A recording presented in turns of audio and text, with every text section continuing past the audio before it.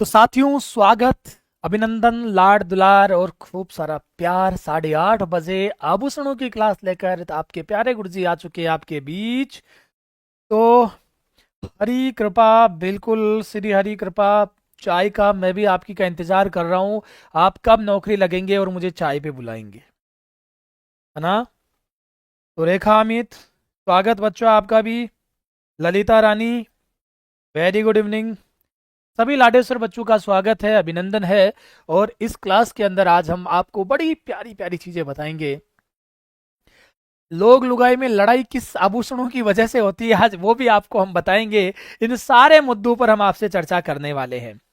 तो प्रिया रानी, ललिता रानी, रेखा अमित, श्री हरि, सोनू वैष्णव और जो लाडेश्वर बाकी बच्चे बैठकर गुप्त रूप से देख रहे हैं, उनका भी अभिनंदन है। और पहला सवाल आप लोगों के बीच में मेरे पार्ट से ये रहने वाला है, निम्न में से कौन सा पुरुष का वस्त्र नहीं है? ले भैया, पुरुष का वस्त्र कौन सा नहीं है, बस ये बताना है तुम्हें। आज तुम्हारी अग्नि परीक्षा है। तुम असली राजस्थानी होंगे तो आज पूरा मामला तुम सही से जवाब दोगे, और अगर नहीं है, मामला गड़बड़ है, तो तुम लंदन के ठहरे। चलो भैया, बात करते आओ। तो इसका जो पहला, जय जौहर भाई, जय जौहर लाडेश्वर, जय श्री कृष्ण। तो सबसे पहले हम देखते हैं इसमें क्या पूछना चाह रहा है, श्रीमंत क्या कहना चाह रहे हैं। तो जामा, चुग्गा और अंगरखी, इसे कहते हैं बुगतरी। बुगतरी, गाबा, आगे आ जाएगा, अभी वहां देख लेंगे। तो ये क्या है? लप्पा। तो लप्पा के साथ में इसकी लुगाई भी है, लप्पी। क्या है? लप्पी। एक है किरण, क्या किरण? एक है मोकड़ी, मोकड़ी। एक मुकेश। इनको तुम ऐसे ही मत मान लेना। ये गोटे की क्या है? ये गोटे के बेटा जी क्या है, नस्ल है कि किस्म है, जल्दी से बता दो। ये गोटे की नस्ल है कि किस्म है, जल्दी बता दो बेटा जी। तो ये क्या है? गोटे के प्रकार है, ना तो किस्म है ना नस्ल है, प्रकार है, प्रकार। किस्म होती है वनस्पति की, और जो नस्ल होती है वो जानवरों की होती है भैया।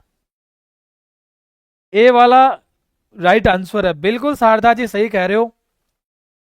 सुरेश जी, और भी जितने बच्चे आ चुके हैं। हाँ, तो पुरुष परिधान में क्या क्या आते हैं? सापा आता है, पायजामा कुर्ता आता है, चोला पजामा आता है, वो सारी चीजें हैं। चलिए, अगला सवाल देखते हैं क्या है।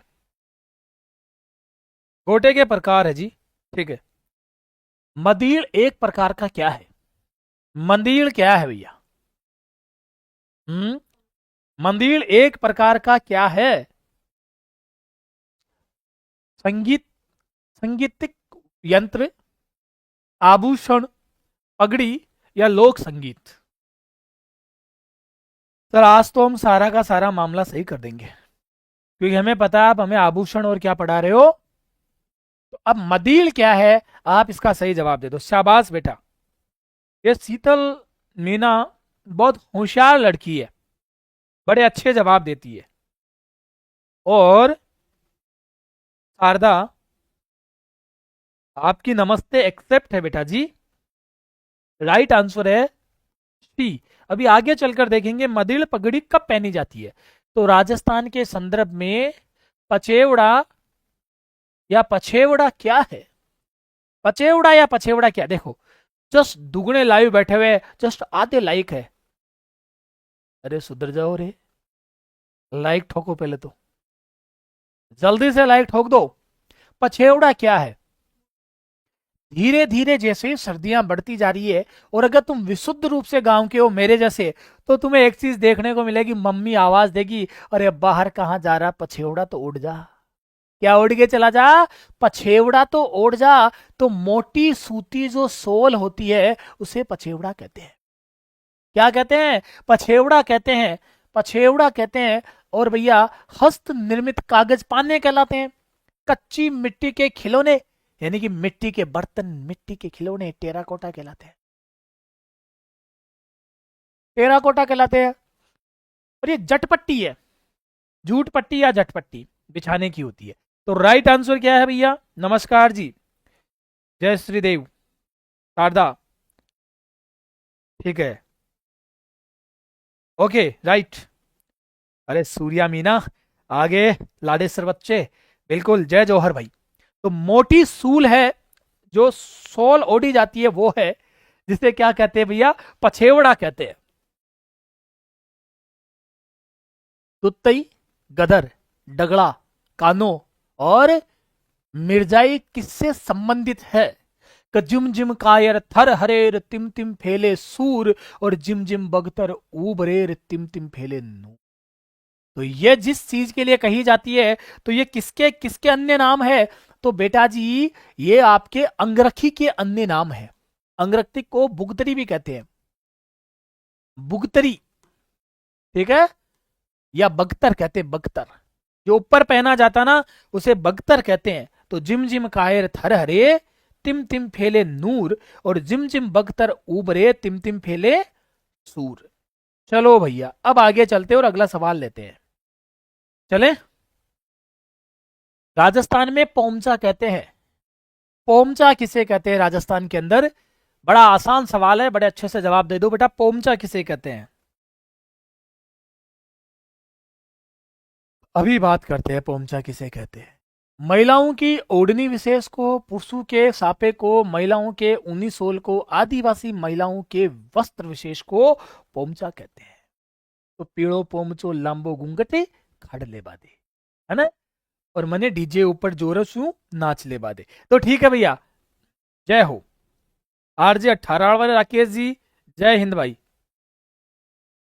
तो इसका जो सही जवाब है, महिलाओं के द्वारा विशेष ओढ़नी ओढ़ी जाती है, उसको पोमचा कहते हैं। अभी वो पूरा मैं खोल नहीं रहा हूं राज, क्योंकि आगे चलकर बताऊंगा। जब पुत्री का जन्म होता है तब कौन सा पोमचा ओढ़ा जाता है, और जब पुरुष, जब मतलब लड़के का जन्म होता है तब कौन सा पोमचा पहना जाता है। ठीक है, तो बता दूं, यही निपटा देते हैं। तो पोमचा अगर जब पीला पहना जाए, पीला, तब कौन जन्मता है बताओ? पीले पोमचे की तरह कौन जन्मता है? तब पीले पोमचा जब पहना जाता है तब किसका जन्म होता है बताओ? हाँ, हमारी टेक्निकल टीम ने जो जवाब दिया है वो बिल्कुल गलत जवाब है। तो पीला पोमचा उत्तर के जन्म पे पहना जाता है, और जबकि जो गुलाबी पोमचा है वो पुत्री के जन्म पे पहना जाता है। अरे कैसे दोगले लोग रे भैया, कल छाछड़ा बजा रहे थे, आज पोमचे भी न्यारे न्यारे पहन रहे, इनको क्या किया जाए बताओ? गुलाबी गर्ल, अच्छा, ठीक है, ओके वेरी गुड। चलिए तो फिर थोड़ा थोड़ा आगे बढ़े, कुछ कदम बढ़ाते चलें। ओके, नेक्स्ट सवाल आप लोगों से, स्त्रियों द्वारा लहरिया भात की ओढ़नी किस माह में पहनी जाती है? अरे क्या बात है, लहरिया भात की ओढ़नी कौन से माह में पहनी जाती है? हाँ जी, गुलाबी पुत्री के जन्म पर, बिल्कुल सही है, पुत्री जन्म पर गुलाबी, ठीक है ठीक है, वेरी गुड। चलिए भैया बताइए,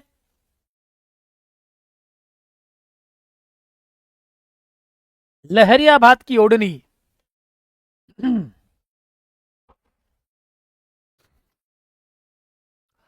भाद्रपद, वैशाख, कार्तिक या सावण। तो लहरिया की जो परंपरा है, लहरिया भात की जो ओढ़नी है, वो बेटा जी श्रावण मास में पहनी जाती है। और लहरिया कहाँ कहाँ के प्रसिद्ध है वो बाद में, अभी अगर सवाल आएगा तो मैं आपको करवा दूंगा। पीड़ा कहा जाता है, ठीक है, ओके ओके ओके, सही कह रहे हो बेटा आप, एकदम राइट बात। वस्त्र रंगने की मलयगिरी पद्धति में किस रंग की प्रधानता होती है? मलयगिरी जो पद्धति है उसमें कौन से रंग की प्रधानता होती है बताइए? मलयगिरी पद्धति,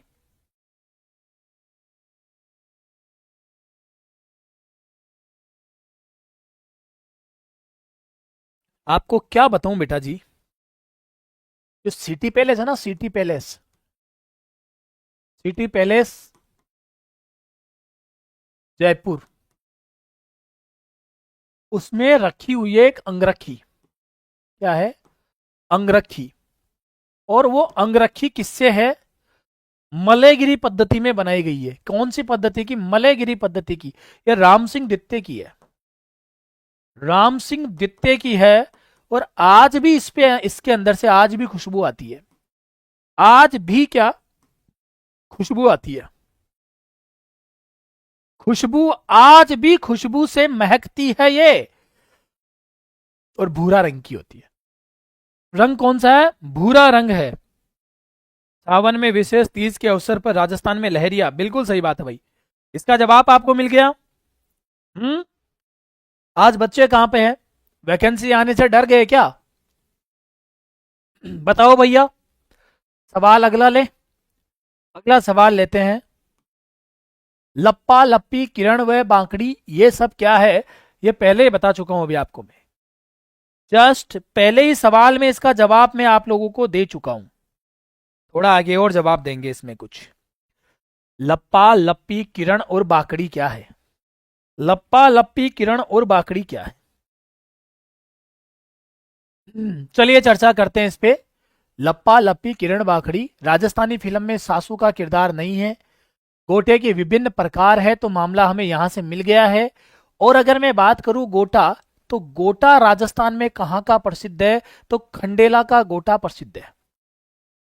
खंडेला का गोटा प्रसिद्ध है,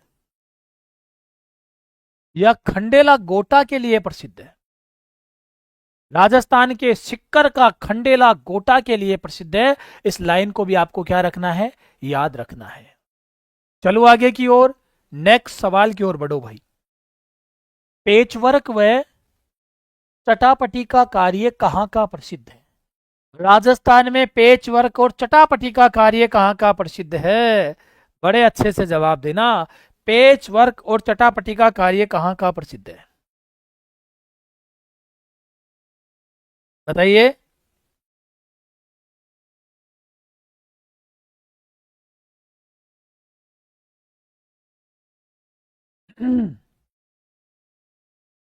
देखो भैया, इस पेच वर्क का बड़ा शानदार उदाहरण तुम्हें मैं एक प्रस्तुत करता हूं। जब तुम छोटी बाल्य अवस्था में थे, वैसे तो ये क्या है, विभिन्न प्रकार के कपड़ों को, अलग अलग रंगों के कपड़ों को बुनकर अच्छे से बनाना पेच वर्क कहलाता है। थोड़ा समझना।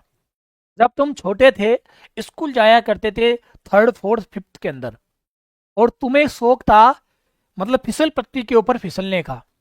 तुम जाते, स्कूल ड्रेस का हाफ पैंट पहन के जाते, और फिसल पट्टी पर तुम फिसलते, और धीरे धीरे दो आंखें यहां पर है, और तुम दो आंखें अपने हाफ पैंट के भी बना के ले आते थे।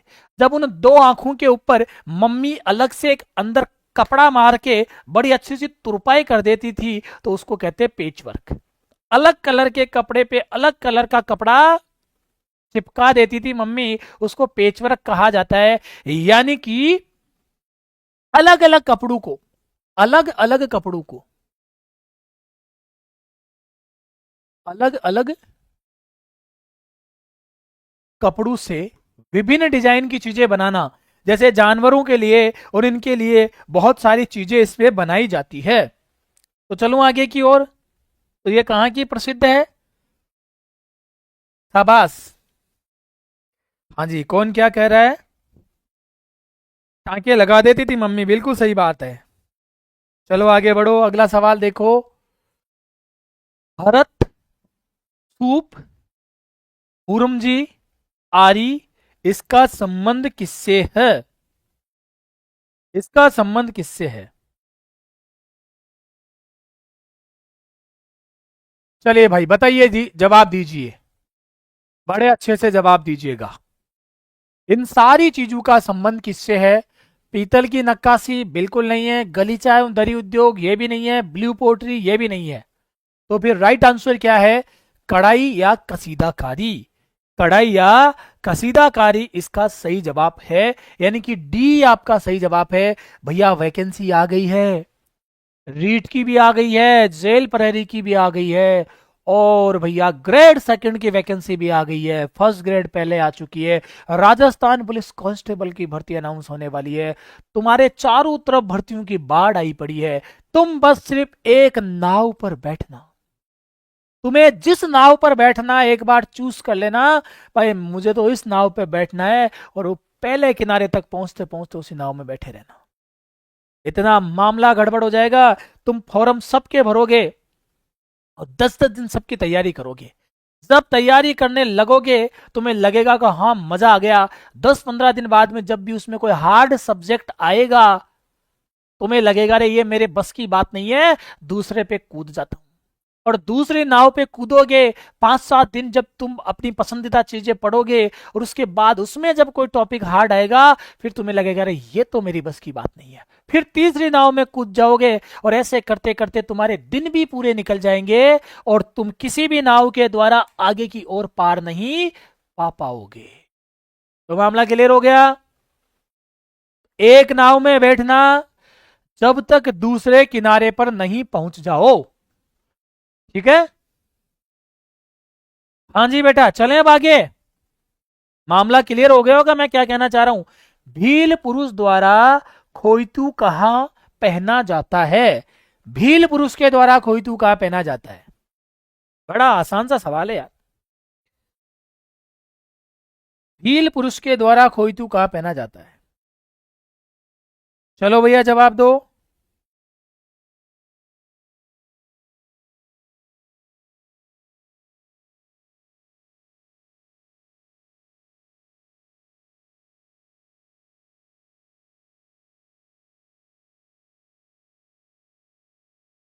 शाबाश। तो खोइतू तंग धोती जो कहां पहनी जाती है? कमर पर पहनी जाती है। तो फिर सिर पर क्या बांधा जाता है? फेंटा। क्या बांधा जाता है? फेंटा या साफा। साफा या फिर फाटा कहते हैं, फाटा या फेंटा। चलो आगे अगला सवाल। तारा भात की ओढ़नी कौन सी महिलाओं की ओढ़नी है? तारा भात की ओढ़नी। सबने लाइक कर दिया क्या ईमानदारी से? कुछ ऐसे बच्चे बैठे हैं जिन्होंने अभी तक लाइक नहीं किया, वो सिर्फ क्लास देख रहे हैं। देखते रहो भैया, बहुत बहुत शुक्रिया। डाटा ही खत्म हो गया है फोन का। शारदा जी थोड़ा डाटा रखा करो अपनी क्लास के लिए तो कम से कम। चलो तारा भाट की ओढ़नी के बारे में बात करते हैं। आदिवासी महिला, मेवाड़, मारवाड़, शेखावाटी नहीं भैया, राइट आंसर है आदिवासी महिलाओं के द्वारा तारा भात की ओढ़नी, और आदिवासी महिलाओं के द्वारा केरी भात की ओढ़नी। केरी भात। आदिवासी महिलाओं के द्वारा जवारा भात। जवारा भात, केरी भात, और क्या है? तारा भात। तारा भात, केरी भात, जवारा भात, तारा भात, है ना। ये सारी की सारी जो ओढ़नियां है, ये आदिवासी महिलाओं के द्वारा ही ओढ़ी जाती है। मामला क्लियर हो गया क्या? कंप्लीट। ये पूरी ओढ़नियां आदिवासी महिलाओं की। अगला सवाल देखते हैं। आपके भी 90% हो गया। अच्छा यहां पे एक और सवाल को निपटा दो ना। एक आती है कटकी। कटकी अविवाहित महिलाओं आदिवासी है। आदिवासी अविवाहित बालिकाओं द्वारा। आदिवासी अविवाहित अविवाहित बालिकाओं के द्वारा। अविवाहित बालिकाओं द्वारा। इसे भी आपको याद रखना। चलिए अगला सवाल देखते हैं बेटा। निम्न में से कौन सा पुरुष का आभूषण है? लो भाई, पुरुष का आभूषण कौन सा? बस तुम इतना बता दो मुझे। बेटा जी अब नेट का तो अगर आप मेरे कहीं आसपास होते तो मैं यहां से तुम्हें नेट उपलब्ध करवा देता। अब तुम मेरे आसपास नहीं हो तो मैं नेट भी उपलब्ध नहीं करवा पाऊंगा। कौन सा आभूषण है जो सिर्फ और सिर्फ किसका है? पुरुषों के द्वारा पहना जाता है। शाबाश बेटा। नेवरी, पोत, सरी या छेलखड़ी। तो ये छेलखड़ी जो आभूषण है, ये पुरुषों के द्वारा पहना जाता है, पुरुषों के कान में पहना जाता है। कान का आभूषण है। आभूषण कहाँ का है बच्चा? ये कान का आभूषण है पुरुषों के। चलिए तो अगला सवाल सर। सुमेलित करना है। एक और आभूषणों का नाम है और एक और कौन सी जगह पहने जाती है इसके बारे में बताया गया है। मैं तुमसे एक बात पूछूं क्या? तुम ईमानदारी से मुझे एक बात का जवाब देना रे बेटा। सही क्रम बताना तुम मुझे। सही क्रम बताना एक बार। सही क्रम बताना। बताइए। बताओ। सही क्रम बताना ऊपर से नीचे की ओर। तो जैसे मैंने लिख दिया सिर। जैसे मैंने लिख दिया इसमें कान। जैसे मैंने लिख दिया इसमें नाक। जैसे इसमें लिख दिया मैंने कमर। फिर मैंने लिख दिया बाजू। फिर मैंने लिख दिया कलाई। इनका सही क्रम बता दो मुझे तुम लोगों में से पहले। बड़े इत्मीनान से इनका सही क्रम बता दो पहले, उसके बाद में उसका जवाब देना मुझे। तो सबसे पहले इसका सही क्रम बताओ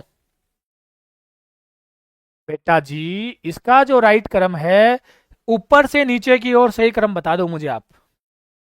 यहां लिख दूं मैं 1 2 3 4 5 और 6। ये 6 मैंने लिखे, इनका सही क्रम तुम बताओ एक बार। शाबाश बेटा।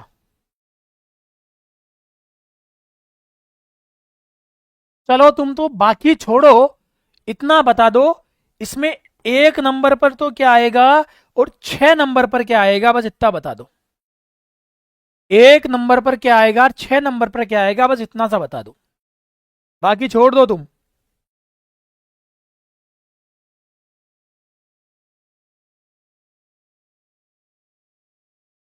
1 नंबर और 6 नंबर बता दो मुझे बस। 1 नंबर और 6 नंबर है। अब कंसेप्ट क्लियर कर देता हूं। जो बच्चे जो बच्चे इस कमर को सबसे बाद में लेकर जा रहे हैं, वो याद रखना, वो सिर्फ और सिर्फ ऐसे व्यक्ति एक ही जगह पाए जाते हैं, और वो है तारक मेहता के उल्टा चश्मा में बागा भाई, जो दोनों हाथों को यूं करके घूमता है। अरे मेरे प्यारे बच्चों, ये कलाई हमेशा जब तुम सीधे खड़े होते हो तो तुम्हारी कमर से नीचे आती है कि नहीं आती है? अभी क्लास के बाद में यूं अपने हाथ सीधे करके देखना, यूं वो कमर के नीचे आती है कि नहीं आती है। और तुम बागा बॉय हो तो फिर कोई अलग बात है। तो इसमें पहले नंबर पे तुम्हारा सिर आएगा और सबसे लास्ट में तुम्हारी कलाई आएगी। यहां पर कलाई से पहले कमर आएगा, याद रखना। जो कमर को बाद में कर रहा है वो मामला गड़बड़ कर रहा है। तो कलाई के बाद में, हाँ, 6 नंबर पर कलाई होगी, ये बिल्कुल सही कह रहे हो तुम भाई। तो मामला निपटा दिया। हम तो इस सवाल का जवाब लेते हैं सबसे पहले, जो मैंने आपसे अभी पूछा है। सवाल क्या है?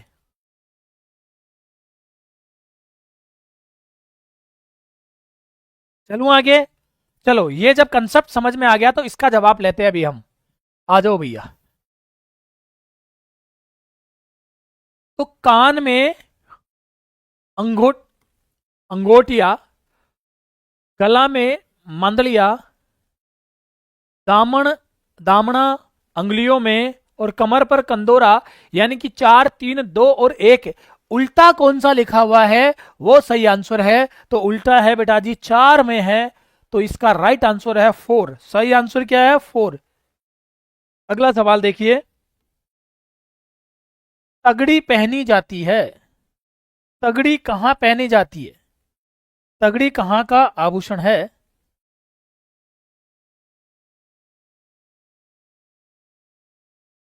आपने सही किया सिंतल। ओके बेटा, बहुत अच्छा, वेरी गुड। तगड़ी कहां पहनी जाती है? तो तगड़ी नामक आभूषण, इस तगड़ी को कहते थे इसी जगह पर, ये कमर पर पहनी जाती है। और कमर पर क्या पहना जाता है? करधनी, कणकती, कंदोरा, सटका, तगड़ी आदि आभूषण कमर पर पहने जाने वाले आभूषण है। अगला सवाल, चूप नामक आभूषण कहाँ पहना जाता है? यहां पर भी मामला गड़बड़ है। चूप नामक आभूषण कहाँ पहना जाता है, यहां पर भी मामला आपका गड़बड़ है। दो तरीके के सवाल बनते हैं, एक तो चौंप, क्या है? चौंप, चौप। एक है आपकी चूप। चौंप और चूप, जैसे आपसे कहे कि ये चौंप कहाँ पहना जाता है, तो ये चौंप पहने जाती है नाक में। और ये चूप जब पूछा जाएगा तो ये चूप पहना जाता है दांत में। एक बार पुलिस कांस्टेबल में पूछा गया सवाल था, तो इसका आपका सही जवाब क्या है? दांत। तो दांत में क्या क्या पहना जाता है? एक रखण भी पहनी जाती है, रखण, रखण, चूप रखण के नाम से इसे। और क्या होता है, आपने कई लोगों को देखा होगा गांव में, दांत के ऊपर सोने का सिक एक वो टिमके लगवा के रखते हैं। तो इसे भी आप याद जरूर रखेंगे। तो सही जवाब क्या है आपका? चूप। कहां पहनी जाती है? दांत में पहने जाने वाला आभूषण क्या है आपका? चूप है। हाँ तो भैया इससे अगला सवाल, दो जल्दी जवाब। बजटी नामक आभूषण कहां पहना जाता है?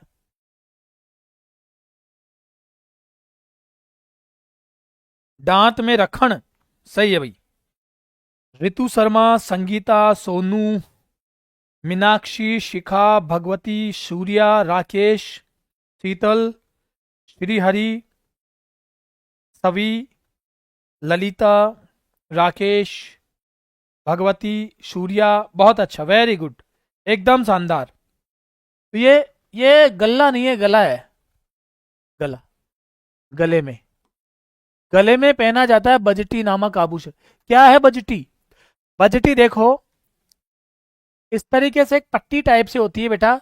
उस पट्टी के ऊपर खोखले इस तरीके के खोखले मोती टाइप से, यू खोखले होते हैं, ये ठोस नहीं होते हैं। फिर ये पीछे यू गले में बंधी रहती है ना? इसको कहते हैं बजटी। अब कोई भी महिला ने बजटी पहनी है तो वो समझ गई होंगी भाई गुरुजी को बजटी मालूम है, गुरुजी को बजटी भी मालूम है, और एक खतरनाक वाला आभूषण भी मालूम है।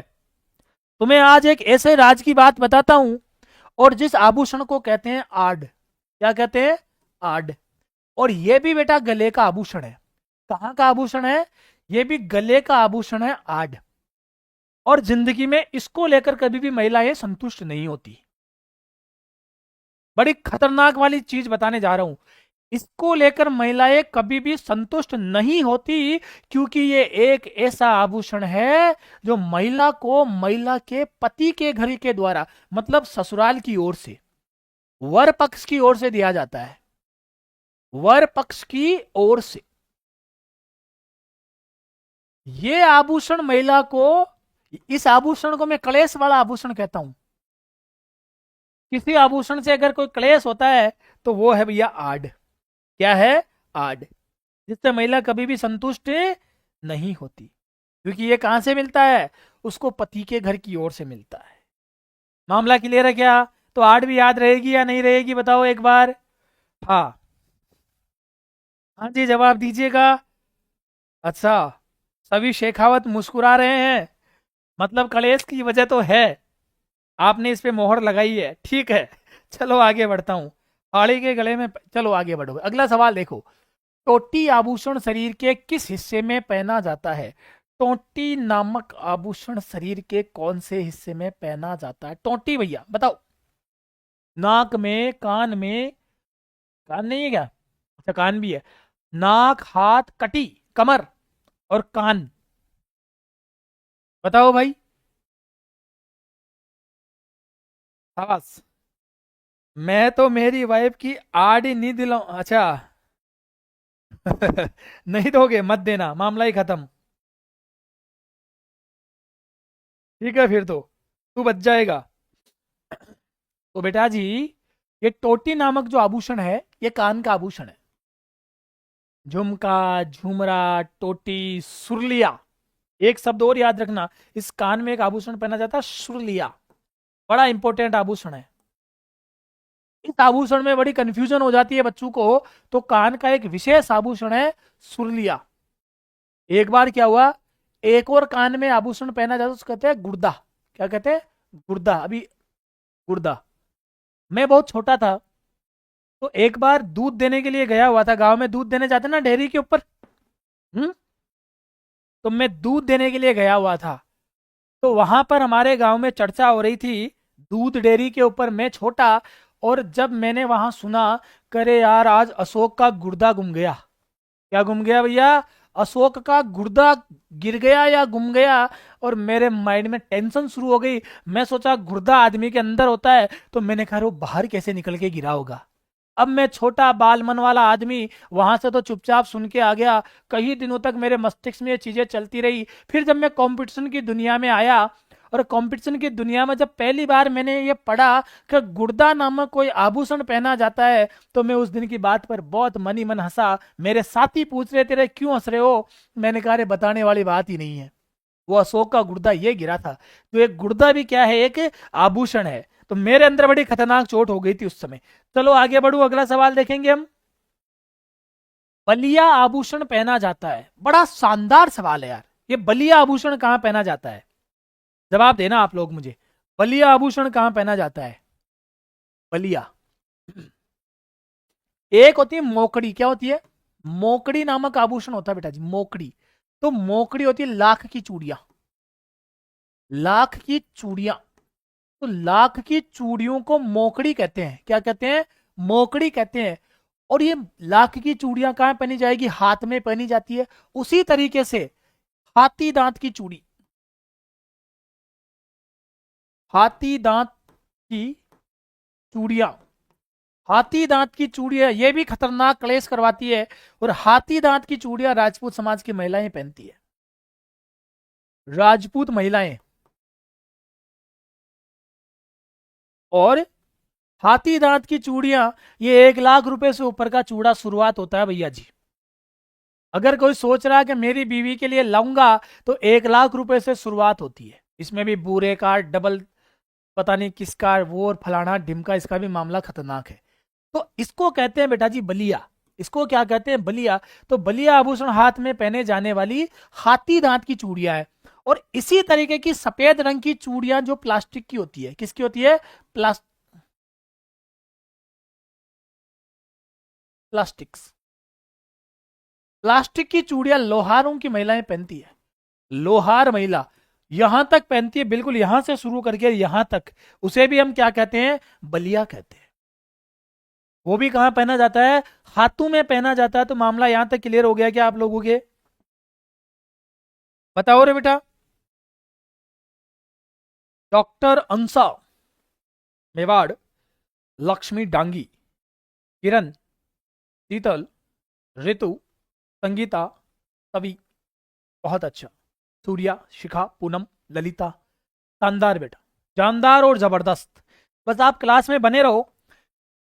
फिर कह रहा हूं, रीट भी आ गई है, ग्रेड सेकंड भी आ गई है, फर्स्ट भी आ गई है।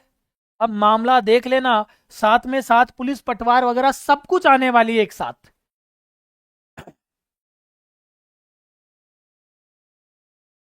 निम्बोरी नामक आभूषण पहना जाता है। अब तैयार हो जाना भाई पढ़ने के लिए। अब सीरियस हो जाना। अगर अभी तक आप सीरियस नहीं हो ना, तो बहुत सीरियस हो जाओ। लुगाया के तो आभूषण ही बहुत है। हाँ है भैया। शाबाश, दो जवाब। निबोरी नामक आभूषण कहां पहना जाता है? निम्बोरी नामक आभूषण गले में पहना जाता है। कहां पहना जाता है? ये गले का आभूषण है। हाँ बेटा बिल्कुल सही कह रहे हो, गले का आभूषण है। ओके। अगला सवाल। खीवण आभूषण स्त्री द्वारा कहां पहने जाते हैं? लगभग 10,000 आभूषण होंगे। 10,000 तो ज्यादा बोल दिए गुरुजी ने। 1,000-1,500 आभूषण है बेटा। पीडीएफ के लिए कांटेक्ट कर देना। मैं बार बार कहता हूं, फिर बच्चे सोचते हैं यार पीडीएफ मिलेगी कहाँ। पीडीएफ यहाँ मिल जाएगी, बहुत जल्द टेलीग्राम चैनल आपको दे दूंगा, जिसके ऊपर एक सारे बच्चे जुड़ते जाना, पीडीएफ मिलती जाएगी। खीवण नामक आभूषण कहाँ पहना जाता है? शाबाश बेटा। आज यार वो जोश नहीं दिला रहे हो आप लोग मुझे। खीवण नामक आभूषण कहाँ पहना जाता है? कान, नाक, हाथ, पैर। तुम्हारा मन करे जहां पहना दो। पर खीवण आभूषण नाक में ही पहना जाएगा। चलो, आज ज्यादा सवाल तो नहीं है। सरदार कुदरत सिंह का संबंध किससे है? मुझे लगता है सवालों को तो खत्म होने के कगार पे आ गए। बस, आज तो क्लास ही बहुत छोटी हो गई अपनी तो। चलो, सरदार कुदरत सिंह का संबंध किससे है? तुम कुछ सवाल पूछना चाहो तो पूछ लो। मुझे तो लगा था सवाल खूब सारे होंगे। टाइपिस्ट खा गया क्या आज थोड़े बहुत सवाल? देखते हैं। सवाल खूब सारे होने चाहिए थे, पर टाइपिस्ट खा गया, मुझे ऐसा लग रहा है। चलो खैर, जो भी है, कुदरत सिंह का संबंध किससे है? बड़ा अच्छा सवाल है। तो कुदरत सिंह का जो संबंध है वो मीनाकारी से है, और मीनाकारी जयपुर की प्रसिद्ध। टेराकोटा मोलेला गांव का प्रसिद्ध है। मोलेला गांव का प्रसिद्ध है। मिट्टी के बर्तन निर्मित, मिट्टी की वस्तुएं बनाना, जिसमें खिलौने वगैरह सारी चीजें आती है मिट्टी की। कसीदाकारी आप जानते हैं। ब्लू पोट्री कहाँ की है? ये भी जयपुर की ही प्रसिद्ध है। कहाँ की प्रसिद्ध है ब्लू पोट्री? जयपुर की प्रसिद्ध है ब्लू पोट्री। और अगर ब्लू की जगह आपको कह दे ब्लैक पोट्री कहाँ की प्रसिद्ध है, बताना बेटा जी। ब्लैक पोट्री कहाँ की है? फिर आपसे पूछ ले सतरंगी पोट्री कहाँ की है? सतरंगी पोट्री कहाँ की है? फिर आपसे पूछ ले कागजी कागजी पोट्री कहाँ की है? तो कागजी पोट्री कहाँ की है? फिर आपसे ये पूछ ले तो आप मुझे क्या क्या जवाब दोगे? जल्दी आपके जवाब मुझे मिल जाने चाहिए। और ब्लू पोट्री के जो कलाकार है उनका नाम क्या है, बताओ? कृपाल सिंह शेखावत। कृपाल सिंह शेखावत मऊ के रहने वाले थे। जन्म मऊ में हुआ और जयपुर में रहकर इन्होंने काम किया। और कौन है? कृपाल सिंह शेखावत है। मुद्दे की बात यहां हो गई। अब मुझे इन तीनों का जवाब दो। सतरंगी कहाँ की है, ब्लैक कहाँ की है, बस इतना सा बता दो। और मीनाकारी होती क्या है?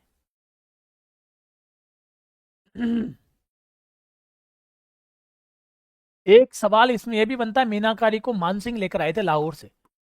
मानसिंह फर्स्ट लाहौर से लाए थे, लाहौर से, चांदी के काम। और मीनाकारी हो गया। अब यहां बात करते हैं सतरंगी पोट्री आपकी बीकानेर की प्रसिद्ध है। बीकानेर की प्रसिद्ध है। ब्लैक पोट्री आपकी कोटा की प्रसिद्ध है। अगर कोटा नहीं हो तो एसएम यानी कि सवाई माधोपुर लिखना। कोटा नहीं हो तो एसएम। और कागजी पोट्री बेटा जी आपकी कहां की प्रसिद्ध है? अलवर की प्रसिद्ध है। अलवर की कौन सी पोट्री प्रसिद्ध है? तो अलवर की कागजी पोट्री बड़ी प्रसिद्ध है। मामला निपट गया क्या? चलूं आगे? चलो भैया, आज का आखिरी सवाल। मुझे लगा था इसमें कम से कम 30 35 40 सवाल भेजे थे मैंने उसको। आज भाई साहब वो वैकेंसी आने के चक्कर में इतना खुश हो गया कि अपने सवाल खा गया। कम से कम 35 सवाल थे। चांदी के आभूषणों की तारकशी के लिए राजस्थान का कौन सा स्थान प्रसिद्ध है? लो भाई साहब, इसका जवाब दे दो तुम। चांदी की तारकशी के लिए आखिरी सवाल है आज का। तो चांदी की तारकशी के लिए नाथद्वारा प्रसिद्ध है। ये कुछ इंपॉर्टेंट सवाल आभूषणों से, वस्त्रों से हमने लिए। अब आगे कल 7 बजे मैं आपके बीच अधिगम लेकर आऊंगा और इससे आगे का टॉपिक कल लेकर आने वाला हूं आप लोगों के बीच। तो बेटा जी, ये क्लास कैसी लगी? जैसे ही क्लास खत्म हुए आप जैसे कमेंट छोड़कर जाते हो, मुझे अच्छा लगता है। मुझे लगता है कि बच्चे बिल्कुल समर्पण के साथ में पढ़ रहे हैं और यार मोटिवेशन तगड़ा वाला मिलता है। और दूसरे वाले जो देखते ना, उनको लगती है जलन। और हमें क्या करना है? आग में डालो घी और बोलो स्वाहा। ठीक है ना मामला?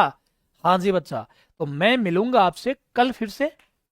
और किस सब्जेक्ट को शुरू करना है कमेंट बॉक्स में बेकायदा लिख जाना। उसके बारे में मैं काम शुरू कर दूंगा अभी से ही। ठीक है? आज इतना ही। अपने पिटारा में फिर होंगे हाजिर। Thank you so much. जय हिंद, जय भारत, शुभ रात्रि, सब्बा खेर, गुड नाइट।